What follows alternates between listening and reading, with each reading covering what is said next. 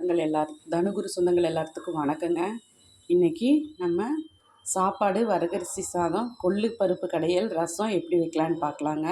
எப்பவும் போல் வரகரிசி சாதத்துக்கு உலையை ஊற்றி வச்சு அது வெந்துட்டுருக்குதுங்க. சாப்பாடு இங்கே விசில் வச்சாச்சுங்க. ரசத்துக்கு தக்காளியும் கொஞ்சம் புளியும் சுடுதண்ணியில் ஊற வச்சுருக்கேங்க.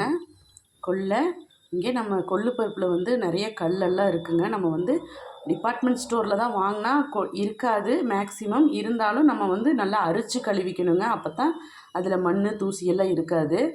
நல்லா அரிச்சு கழுவி எடுத்து வச்சுருக்குறேங்க. நம்ம எப்படி கடையலான்னு பார்க்கலாங்க. பாருங்கள், குக்கரில் கொள்ளை மாற்றிட்டேன். இது கொதிக்கட்டும். நம்ம வச்ச உடனே லிட் க்ளோஸ் பண்ணிடக்கூடாதுங்க.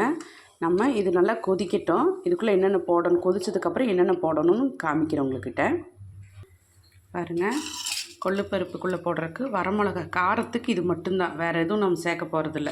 அதனால் உங்களுக்கு எவ்வளோ தேவையோ அந்த அளவுக்கு வரமிளகா கிள்ளிக்கோங்க. நானும் ஒரு 4-5 வரமிளகாயை கிள்ளி வச்சுருக்கேன். பூண்டு ஒரு முழு பூண்டு, ஏன்னா கொள்ளு பருப்பு கேஸ் ட்ரபிள் இல்லைங்க, அதனால் நம்ம ஒரு முழு பூண்டை போட்டுக்கிறோம். அப்புறம் தக்காளி ஒரு 4 தக்காளி எடுத்து இந்த மாதிரி நல்லா ஸ்லைஸாக கட் பண்ணி வச்சுக்கணும். ஏன்னா அப்போ தான் தக்காளியோட புளிப்பு சுவை அதில் இறங்கினா தான் கொள்ளு பருப்பு கொஞ்சம் டேஸ்ட்டாக இருக்கும். 2 கொத்து கருகாப்பில் தழை. இப்போ கொள்ளு பாருங்கள் நல்லா கொதிச்சிருச்சு.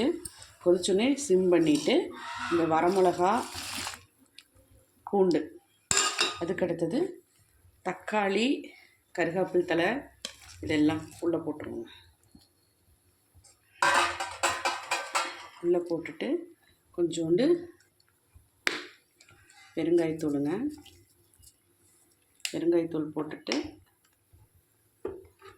விளக்கெண்ணெய் கொஞ்சம் ஊற்றிக்கணுங்க.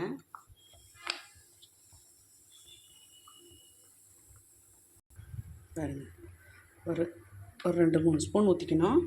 ஊற்றிட்டு இப்போ லிட் க்ளோஸ் பண்ணிடலாம். சாதமும் இங்கே வெந்துருச்சுங்க.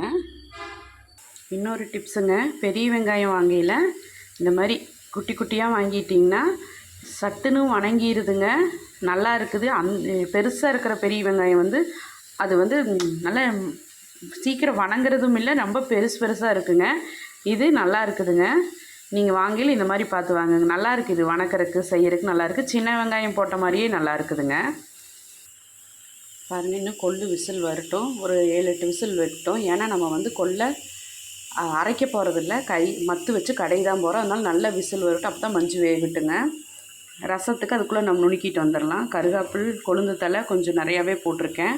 பூண்டு ஒரு அரை பூண்டு, ஒரு 2 சின்ன வெங்காயம் போட்டிருக்கேங்க. சீரகம் இன்னொரு போட்டுக்கலாம்.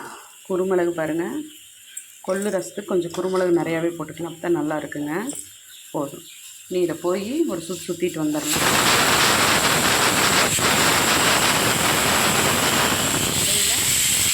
சாதம் வடிச்சுட்டாச்சுங்க. இது கொள்ளு தாளிக்கிறதுக்கு தேவையானதெல்லாம் எடுத்துகிட்ருக்கோம். 2 பெரிய வெங்காயம், சின்ன வெங்காயம் கொஞ்சம் கட் பண்ணி வச்சுருக்குது, கருகாப்பில் தலைங்க. இது சீரகம் ஒரு அரை ஸ்பூன் எடுத்து வச்சுருக்குதுங்க.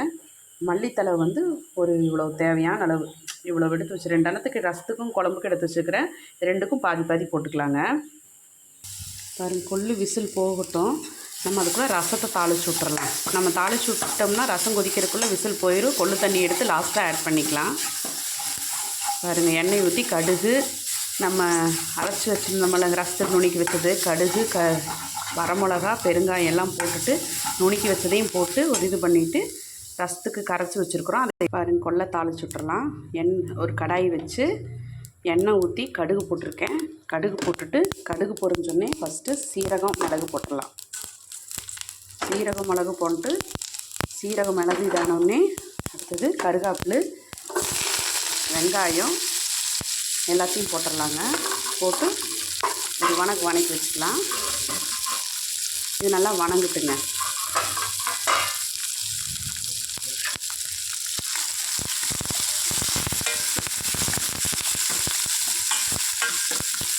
நல்லா பச்சை வாசனோடு வணக்கணும். அப்போ தான் அந்த வாசம் வரும். அப்போ தான் அதில் போட்டு கடைஞ்சால் நல்லா இருக்குங்க.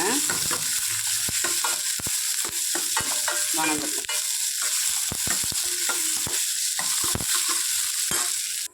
பாருங்கள், கொள்ளு வேக வச்சு எடுத்துட்டோம். விசில் போயிடுச்சு. இதில் தண்ணி இருத்து வச்சுருக்கோம். அதில் கொள்ளு ரசத்துக்கு நிறைய ஊற்றிடுவோம். ஊற்றிட்டு இந்த தாளிச்சிருக்கிறோம் இல்லைங்க, இதில் உப்பு, ஒரு ஸ்பூன் தேங்காய் எண்ணெய் ஊற்றிக்கணும். இது போய் கடைஞ்சிட்டு வந்துடலாம். அதுக்கப்புறம் மிச்ச தண்ணி இதில் ஊற்றி வச்சிடலாங்க. கடையில் தேவைப்படும். போய் கடைஞ்சிட்டு வந்துட்டு காமிக்கிறேன். ரசம் கொதிச்சிருச்சு, இதை ஆஃப் பண்ணிடலாம். பாருங்கள் கொல்லை நான் எப்படி கடைஞ்சிட்டு வந்துட்டேன் பாருங்கள் கொள்ளு கடைஞ்சாச்சு. எப்பவும் போல் இன்றைக்கி வெள்ளை சாதம், வரகரிசி சாதங்க. கொல்லை நல்லா கடைஞ்சிட்டு வந்துட்டேன். கடைஞ்சதே எப்படி இருக்குதுன்னு பாருங்கள். நீங்கள் முன்னால் கடைய முடியாதுங்கிறவங்க ஆற வச்சு மிக்சியில் போட்டு ஒரு சுற்றிக்கோங்க. சூப்பராக இருக்குங்க. கொள்ளு ரசம் வச்சாச்சுங்க. சாமிக்கும் கொள்ளு பருப்பு குழம்பு வச்சாச்சுங்க. சாமிக்கு வச்சுருவோம். இது வரைக்கும் தனுகுரு விலாக்ஸை பொறுமையாக பார்த்ததுக்கு ரொம்ப நன்றிங்க. நம்ம நாளைக்கு இன்னொரு அடுத்த வீடியோவில் பார்க்கலாங்க. அடுத்த சமையலில் பார்க்கலாம். Thanks for வாட்சிங்க. பொறுமையாக பார்த்ததுக்கு நன்றிங்க. மறுபடியும் சொல்கிறேன்.